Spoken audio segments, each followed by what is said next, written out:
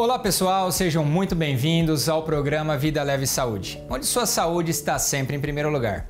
Eu sou o Dr. Felipe Fornari e vamos juntos nessa jornada adquirir conhecimento e transformar a sua vida e a sua saúde.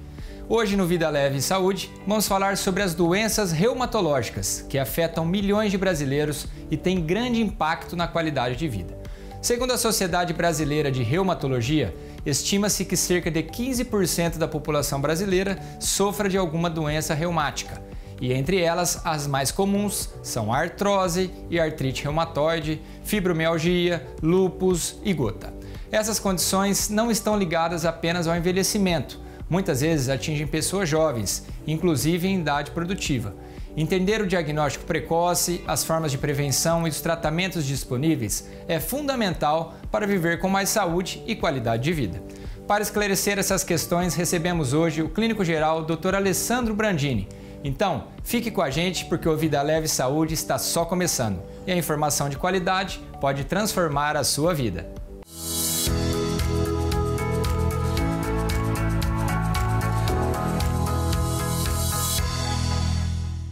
Dr. Alessandro Brandini Morandi. Ele é formado médico em 2009 pela Universidade Castelo, em Fernandópolis. Ele fez especialização em clínica médica em 2012 pela Santa Casa de Ribeirão Preto, fez pós-graduação e especialização em reumatologia pelo IPMed e tem pós-graduação em preceptoria e residência médica pelo Sírio-Libanês.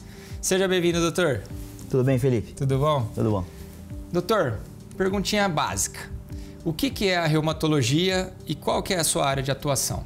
Bom, a reumatologia é a área médica que estuda e trata as doenças do sistema músculo-esquelético. Dentro desse universo, a gente encontra as doenças autoimunes, as doenças ósseas, as síndromes dolorosas e muitas outras aí. Maravilha. Doutor, e quais que são as principais doenças reumatológicas hoje em dia? As principais doenças reumatológicas são inúmeras, né? Porém, a gente pode listar algumas que são as mais conhecidas aí. A artrite reumatoide, a fibromialgia, a osteoartrite, conhecida também como artrose.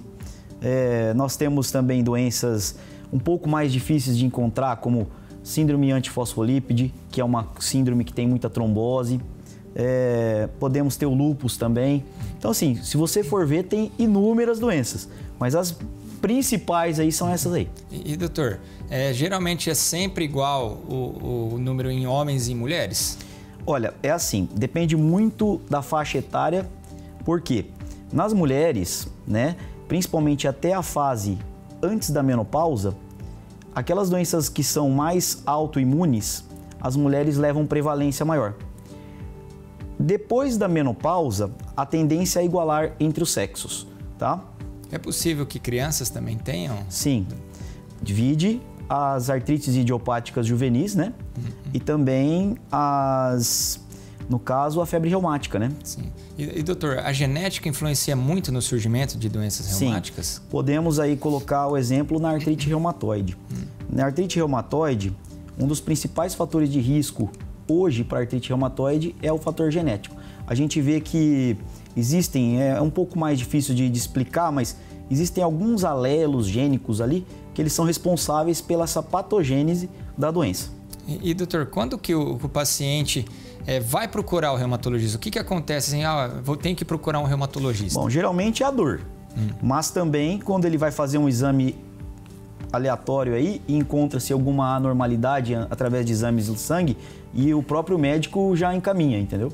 Geralmente não vai primeiro no reumatologista, ele vai num clínico. Vai passar, fazer uma triagem, ele vai sentir a dor, vai passar num clínico geral, alguma coisa assim, e depois ele vai fazer os exames e vai ver que tem alguma anormalidade esse exame, dependendo também dos sintomas que ele sente, né? Então ele vai ser encaminhado ou vai ser orientado a procurar a especialidade. E doutor, a gente sempre ouve que a doença reumática é uma doença que você sempre vai ter. É assim mesmo? Tem cura? Não tem? Como que é? A doença reumática, ela acredito que seja assim. Ela é uma doença crônica, ela não deixa de ser. Porém, através do tratamento dela, você consegue melhorar muito a qualidade de vida dos pacientes. Tem algumas que você consegue quase sanar, mas assim, a maioria é crônica. Vai se tornar crônica, né? Digamos assim. E é mito ou verdade que quando se fala em reumatismo é uma doença de idoso? Não, Isso é mito, né? Vídeo como a gente acabou de falar. A gente acabou de falar de criança, né? A própria artrite idiopática juvenil já explica isso, né? É uma doença que acontece em crianças, né? E tem as doenças dos idosos também, né? Doutor, como que são feitos os exames? Como que a gente diagnostica um problema reumatológico? Sim. O diagnóstico do problema reumatológico, vamos voltar a isso aí. Tá. O diagnóstico, ele é feito geralmente por uma anamnese minuciosa, ok? Onde você pega todos os detalhes que o paciente vai referir para você e através dessa história você vai direcionar os exames. Então você vai pedir exames laboratoriais específicos para aquele alvo que você quer encontrar. Se você quer fazer também, o paciente reclamou de uma dor específica, articular, então você vai pedir exame de imagem, dentre esses exames de imagem, ultrassom, raio-x, tomografia ou ressonância magnética, dependendo da área que você quer saber. E é mais ou menos por aí. Mas assim, como funciona sua rotina médica? Rotina médica. A gente vai fazer primeiro a anamnese, como foi feito. Geralmente a gente pede os exames laboratoriais, né? Então, por exemplo, o paciente chega com uma dor, você fala assim, essa dor tem uma característica de uma artrite reumatoide. Então você vai fazer alguns exames específicos para artrite reumatoide. Certo. E aí você vai direcionar alguns exames de imagem também, às vezes uma ultrassonografia. Se você quer também, às vezes, deixar um pouco mais especificado esse diagnóstico, pedir uma ressonância para você ver um processo mais inflamatório ali da região, geralmente é por aí. E quando tem uma fase de agudização da doença, é preciso internar o paciente? Não, depende. Não depende. Essa parte que você fala, geralmente é quando o paciente torna-se mais crônico, é um paciente que ele fica pior, digamos assim. Então, assim, geralmente é a doença que está ficando sem controle. Então, por exemplo, às vezes você precisa internar para fazer uma medicação mais específica para aquela situação. Mas isso é um pouco mais difícil de acontecer. Se você pegar precocemente o paciente e tratando clinicamente certinho ele, dificilmente ele vai levar uma... É claro que tem as exceções, né? Doutor, tem alguma coisa que a gente faz? Eu fiquei diagnosticado com um problema reumatológico. Tem algo que eu faça que eu possa piorar a doença? Sim. Por exemplo, é uma dieta, né? Vamos falar em dieta aqui. Então, por exemplo, às vezes o paciente é um paciente sobrepeso, um paciente sedentário, um paciente tabagista, né? A gente pode falar que ele tem fatores de risco aí que são importantes para uma determinação de uma doença reumática, né? E hoje em dia a gente vive nesse mundo globalizado, esse mundo que a gente tem que estar em todos os lugares ao mesmo tempo. Para o paciente, o estresse influencia muito ou agrava esse problema reumatológico? Sim, o estresse hoje é um fator muito importante ambiental, né? E o estresse, ele entra aí como um dos principais fatores das doenças reumatológicas, sim. Doutor, há alguma relação entre doenças autoimunes e doenças reumáticas? Total. As duas correm juntos aí. Explica para nós como é que seria. Bom, doença reumática, né? A doença que nós tratamos. Doença autoimune, a gente tem dois tipos de doença, no caso, na reumatologia, né? Não é que dois tipos, mas nós temos o grupo das doenças autoimunes, nós temos o grupo das doenças autoinflamatórias. São dois polos diferentes. As doenças autoinflamatórias é quando você tem aquela imunidade inata, digamos assim, as células são diferentes, as células de primeira defesa e tal. Quando você tem uma imunidade adaptativa, aí já são os polos autoimunes. Então, nesse meio termo, você tem várias doenças. O polo autoimune, geralmente o lúpus, que é muito grande, ele é muito autoimune. A síndrome antifosfolípide também é muito autoimune.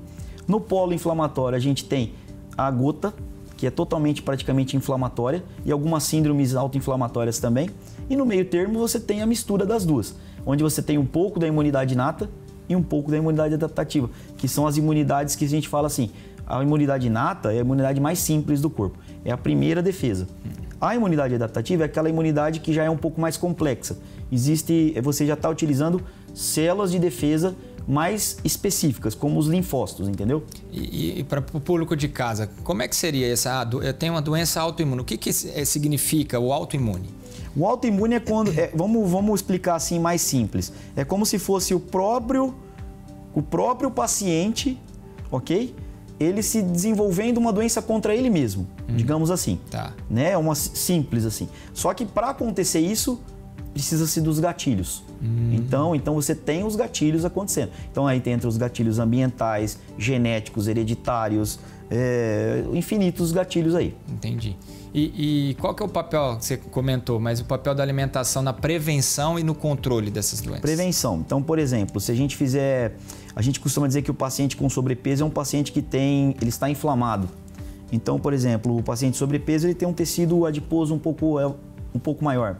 E a gente sabe que hoje o tecido adiposo ele é um tecido pró-inflamatório, né? Tem muitas enzimas ou citocinas que o próprio sistema de gordura adiposo ele libera. E isso é predisposição para qualquer tipo de doença. Ele digamos que acelera o processo inflamatório da doença, né? Então, por exemplo, você falou em prevenção. Então, o paciente emagrecendo, o paciente fazendo uma atividade física, o paciente evitando o tabagismo, são fatores que, por exemplo, os fatores ditos que são os modificados, ok? Você tem os fatores não modificados, então, por exemplo, um fator genético não é modificado, um fator hereditário também não, mas você consegue, dentro de um tratamento, digamos assim, ou seja, uma abordagem da doença, você tentar mudar o seu estilo de vida.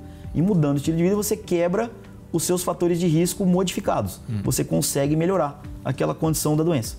Legal. E nessa questão que você citou da atividade física, quando eu estou no consultório eu ouço muito, porque eu sempre falo, vamos fazer atividade física e tal. Ah, doutor, eu tenho reumatismo, eu não posso fazer exercício. Isso é verdade? Não é verdade isso aí. Até porque muito das doenças reumáticas, né, precisa-se do exercício, né? Então, por exemplo, é claro que você tem os tipos de exercício, né? Então, por exemplo, se você pegar uma artrite ativa, o cara está com uma dor, o paciente está com uma dor num joelho devido a uma artrose, você tem tipos de exercício para isso. Por exemplo, os exercícios isométricos, é aquele exercício que você não, vamos dizer assim, não dobra o joelho. Você não tem aquela amplitude de movimento no joelho. Então não há mudança de tamanho do músculo, digamos assim. Então você não vai dobrar o joelho. Você tem o exercício isométrico. Você faz um exercício sem haver esse movimento. Então você fortalece sem utilizar a articulação. Então, por exemplo, é um tipo de exercício que você pode fazer. E sem contar também, por exemplo, artrites, você consegue melhorar. As próprias doenças também de coluna, né? Muito se precisa um pouquinho de exercício também para melhorar. Os exercícios de solo é muito importante para a coluna também. O Pilates ajuda? Ajuda. Então, é aqui uma dica, né? Porque quando o paciente falar que não pode porque tem reumatismo... O Pilates, por exemplo, eu sempre, assim, a gente sempre orienta o paciente a fazer, porque é tipo um exercício que não envolve tanto esforço, mas ele vai ter uma rotina de exercício, né? Isso vai melhorar muito a qualidade de vida dele em relação à dor crônica, em relação à mobilidade, em relação a muitos fatores que vêm a calhar o atrapalhar o paciente, né? E Alessandro, quais são os fatores de risco que podem ser evitados? Tipo esses gatilhos, como que a gente faz para evitar? Você diz assim, em relação a doenças genéricas reumatológicas. Por exemplo, os gatilhos são assim. Por exemplo, não está fazendo exercício? Vamos tentar fazer um exercício, mas dentro do limite que o paciente pode fazer. Então a gente faz um estudo, o paciente vê, você não pode isso, mas você pode aquilo. Não é possível, né, que no mundo não tenha um exercício que o paciente consiga fazer, né? E, por exemplo, paciente tabagista, diminui o tabagismo, né, ou para o tabagismo. Paciente obeso, vamos perder peso. Você faz um projeto, você vai fazer um projeto de tratamento para o paciente. Aí você vai começar o tratamento do paciente com a medicação, com tudo acontecendo ao mesmo tempo, para trazer a qualidade de vida para ele. Legal. E doutor, pensando nisso, qual que é a importância do acompanhamento contínuo do paciente reumatológico? A importância é que o paciente sendo acompanhado rotineiramente, digamos assim, pelo especialista, né? O paciente vai ficando melhor, né? Digamos assim, né? No português mais claro. Ele vai ficando mais tranquilo, ele vai ficando com a doença mais tranquila. Então ele não vai ter tanta dor, ele vai melhorando dos sintomas, dos sinais, dos sintomas principalmente. Então ele vai tendo, resumidamente, uma qualidade de vida, entendeu? Doutor, tem um período de acompanhamento do paciente? Cada 2 meses, cada 6 meses, cada 1 ano? Depende muito da doença. Então, por exemplo, você vai começar a atender o paciente, você vê todos os sinais e sintomas que o paciente tem, os exames que ele tem, e você vai determinar um tratamento. Você vai, por exemplo, em artrite reumatoide, a gente vê pelas diretrizes, né, que, por exemplo, a cada 3 meses o paciente é bom avaliar, né? Então você vai pedir os exames, você vai fazer o tratamento que é o padrão, né? E aí você vai a cada 3 meses avaliando os parâmetros ali inflamatórios. Então, por exemplo, às vezes o paciente ainda está inflamado, então você continua a cada 3 meses. Certo. Se ele melhorando os padrões, os parâmetros inflamatórios, você aumentando continuamente o tratamento e vai aumentando o tempo de avaliação. Certo. Para a gente finalizar o primeiro bloco, quais que são os avanços recentes que a medicina trouxe para essas doenças? A medicina trouxe muito avanço, né, nos últimos anos aí. Hoje tem muito medicamento diferente, hoje tem muito medicamento moderno, né? É claro que tem muito medicamento ainda em estudo, né? E hoje tem muitas técnicas de, por exemplo, a própria, se a gente estivesse falando há 10 anos atrás, exercícios não estaria entrando aqui, né, nessa história. Então hoje tem exercícios específicos para determinadas doenças, tratamentos específicos para determinada doença, alvos específicos, tem muita coisa hoje. Maravilha. Nós vamos para um rápido intervalo, daqui a pouquinho tem mais programa Vida Leve e Saúde com o Dr. Felipe Fornari e hoje uma entrevista com o Dr. Alessandro Brandini. Fiquem ligados.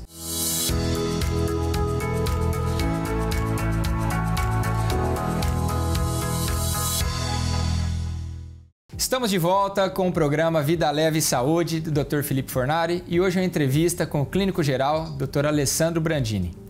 Doutor, quais são as doenças reumáticas mais comuns no consultório hoje?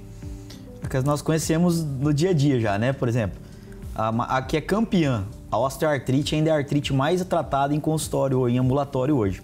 Em segundo lugar está a fibromialgia, terceiro a gente encontra a artrite reumatoide, lúpus, as que são as mais conhecidas mesmo, né? E o que diferencia a artrite da artrose? A artrite é a inflamação da articulação. Certo. A artrose já é o processo degenerativo da articulação. Ou seja, ela está perdendo aquela anatomia dela, entendeu? E uma está inclusa? Pode ser que sim. Então, por exemplo, você pode ter artrite de outras formas, né? Então, por exemplo, você pode ter uma artrite infecciosa, né? Então, vai ter uma inflamação, que é uma artrite infecciosa. Mas você tem a artrose. A artrose ou a osteoartrite já é uma doença em que causa a alteração daquela anatomia da articulação. Então você vai ver sinais ali acontecendo que não é a mesma coisa que a artrite, mas pode levar a uma artrite, entendeu? Doutor, o que é a artrite reumatoide e qual que é a gravidade dela? A artrite reumatoide, a gravidade dela é inúmeros sintomas. O primeiro sintoma que o pessoal mais conhece é a artrite mesmo, ou seja, a dor articular. O paciente refere dores articulares de manhã, que demoram muito para cessar e muita inflamação, aquela rigidez, né, pela manhã, tanto mãos quanto pés, né? Só que o problema da artrite não é só isso. O problema da artrite é uma doença que ela é mais complexa, ela tem muito mais sintomas. Então a gente vê também a doença pulmonar, que é a doença pulmonar intersticial da doença, a vasculite reumatoide, né, que tem na sua área aí, né, no caso a púrpura, né, a púrpura. Então a gente vê também os nódulos reumatoides, né, que muito paciente tem nódulo reumatoide, né, cutâneo, né, e principalmente eu vejo problemas renais também, problemas oculares. Então, assim, para acontecer esses sintomas já é um pouco mais crônico, não vai acontecer assim na primeira. Só que você vê que o paciente não tem só artrite. Se você não tratar legal, o pessoal fica só naquilo. Artrite, artrite, artrite, mas ele tem outros sintomas extra-articulares também. Então é muito mais abrangente. Quando o paciente fala, eu tenho reumatismo, tenho artrite, não, isso aí você tem que ver todo esse contexto. É uma doença, né? No caso é uma doença, né? Você tem uma doença em que ela vai comprometer outros sistemas também. Não é só o sistema articular, entendeu? Faz parte, mas outras coisas você tem que estar ligado também para... O paciente tem que ver, né? Então, por exemplo, às vezes a artrite reumatoide, o cara tem artrite reumatoide lá, mas ele tá tendo uma tosse, uma falta de ar. Olha, é importante pesquisar essa parte pulmonar também. Pode estar relacionado. Exato. E doutor, a artrose pode ser prevenida ou apenas tratada? Ela é prevenida e tratada, né? A osteoartrite ou artrose, ela é uma doença que ela tem muitos fatores de risco. E entre esses fatores de risco, a gente pode colocar fatores de risco aí que são modificados, né? Entre eles, por exemplo, tabagismo, a gente pode trabalhar o sedentarismo, a gente pode trabalhar também, falar para o paciente fazer atividade física, às vezes é um paciente sedentário fazer atividade física, o sobrepeso, então você consegue fazer o paciente perder peso e entra naquela coisa que a gente falou agora há pouco do tecido adiposo, O tecido adiposo hoje é pró-inflamatório. Então, digamos assim, que o paciente um pouco mais obeso, ele tem propensão a ter mais artrose. Então, ele cortando o peso, diminuindo o peso, ele consegue ter menos inflamação e menos doença.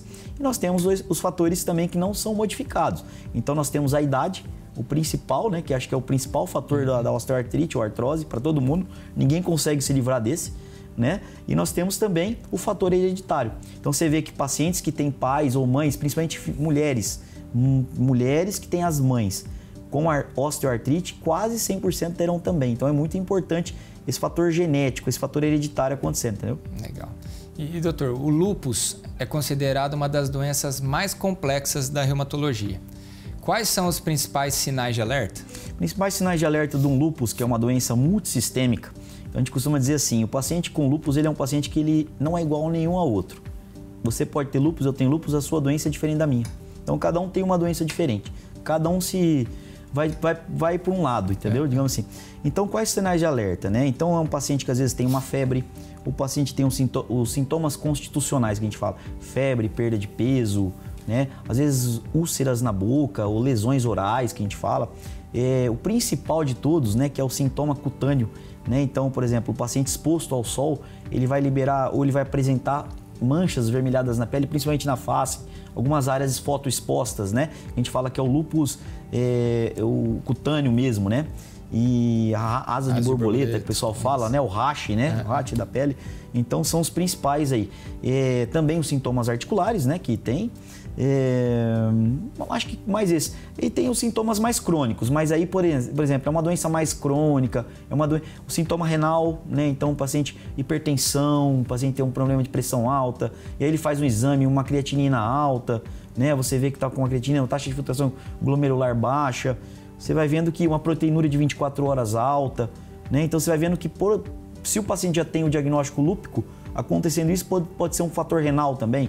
Então, digamos que pesquisar tudo, né, seria importante, né? E doutor, o lúpus pode levar à morte? Com certeza. Não tratado, sim. Ela sendo primária ou sendo parte? Na verdade, o problema do lúpus são a cronificação da doença, né? Então, por exemplo, um paciente que tem um problema renal, né, ele vai para uma nefrite lúpica não tratada, pode levar à morte. O lúpus neuropsiquiátrico também, né? A gente tem, né, que a gente deixa às vezes de lado, né? É um paciente com dor de cabeça muito forte, né? É um paciente que tem confusão mental, pode ter o delírio, né? Então, assim, tudo você tem que levar em consideração. Então, se você for pensar em mortalidade de doença, não tratando a doença, a tendência é cronificar a doença. E cronificando a doença vai, com certeza, levar a uma mortalidade, né? E doutor, outro mito e verdade. Eu sempre atendo consultório, vários pacientes falam, eu tenho fibromialgia. O que é a fibromialgia? A fibromialgia é quando você não acha nada na reumatologia, fala que é fibromialgia? Fibromialgia é uma doença, tá? Só que a fibromialgia é o seguinte, o problema da fibromialgia é que ela não existe um exame específico para ela. Né? A fibromialgia é uma doença em que há um desarranjo, né, a nível cerebral do paciente. Então, por exemplo, não é uma situação de uma lesão. Eu costumo dizer que não tem lesão na doença. Então, quando você tem uma lesão, por exemplo, você tem um corte, você tem uma queimadura, você tem algum machucado, você tem uma lesão nociceptiva. Então vai ter o quê? Um sinal nociceptivo que vai mandar essa informação na região. Então você vai ter a dor naquela região. Você está vendo o que você tem. No caso de uma dor crônica, a gente tem uma dor nociplástica. Então, digamos que seria um desarranjo no centro da dor no cérebro. Tá? Então o que acontece? O centro da dor ele é como se fosse uma balança. Então lá naquela região não existe, mas vamos fingir que existe.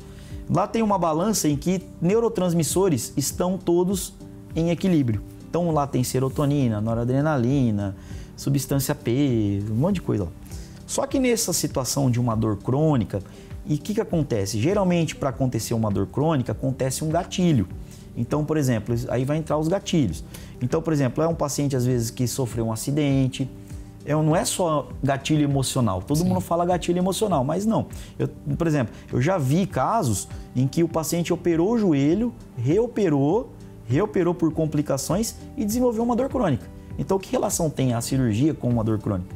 É porque foi um gatilho. E houve o quê? Um desarranjo cerebral. A gente fala que é um processo de sensibilização central. Então, por exemplo, aqueles neurotransmissores que tinham que estar em grande quantidade estão em baixa, aquele que está em baixa está em alta, aquilo está tudo desregulado e, como consequência, vai gerar o que no paciente?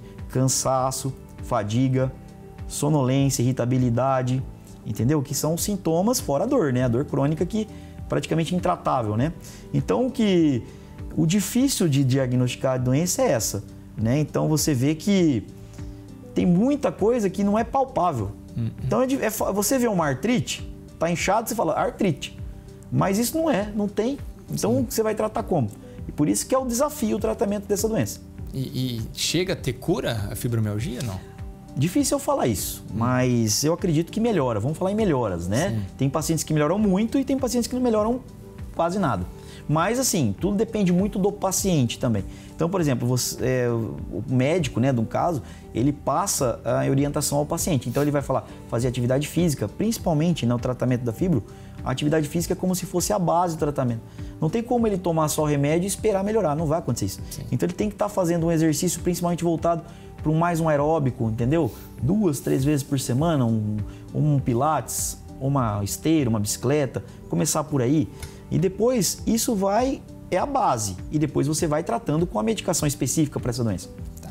E doutor, a gota ainda é uma doença frequente? Sim. Quais que são os hábitos que favorecem? A gota ainda é uma doença frequente, né? Sempre tem alguma coisinha, né? E a gota está muito relacionado ao processo metabólico, né? Então, por exemplo, a gente vê que o paciente que tem gota é aquele paciente que ele não tem uma alimentação regrada, ele tem um ácido úrico elevado, né? Porque para a gota acontecer, o ácido úrico precisa estar elevado. Você tem duas doenças, né? Então, por exemplo, o paciente que tem o ácido úrico elevado é uma coisa, o paciente que tem a gota é outra. Então, o paciente que tem o ácido úrico elevado, ele consegue fazer o tratamento, ele precisa ter uma alimentação melhor. Então, ele precisa evitar leguminosas, tipo assim, ervilha, lentilha, feijão, embutidos, né? Então, por exemplo, bebidas doces, por exemplo, parece que não, mas o refrigerante também pode causar, entendeu? Então, bebidas adocicadas, né, artificialmente, a própria carne vermelha, né? Então, o uso de algumas medicações também, então, por exemplo, diuréticos tiazídicos pode aumentar também. Então, assim, o paciente precisa ter cuidado, ele precisa ter uma alimentação mais regrada, porque 70% do problema de uma gota é alimentar. Então, 30% metabólico. Se ele consegue fazer uma alimentação regrada, ele consegue melhorar o problema dele. Joia. E doutor, o uso de medicamentos biológicos mudou muito a qualidade de vida dos pacientes? Com certeza, né? Hoje a gente tem... Hoje, no tratamento, aí você tem uma infinidade de tratamentos biológicos. A gente tem hoje anticélulas, né, que você vai atingir tal célula. Você tem a anticitocina, que citocina é uma proteína que são os mensageiros ali na patogênese da doença. Então, quer dizer, você consegue pegar aquela citocina ali também, bloqueando aquele fator ali que vai gerar uma patogênese de doença. Então, assim, hoje é uma modernidade total, né? Digamos assim, né? Então, assim, hoje o pessoal da Reumato usa muito. Bom, doutor, muito obrigado pelo seu tempo. Obrigado você, Felipe. Muito esclarecedor. Obrigado. E assim, chegamos ao fim de mais um Vida Leve Saúde. Doutor Alessandro, agradecemos muito pela sua presença, pelos seus esclarecimentos tão importantes para as doenças reumatológicas.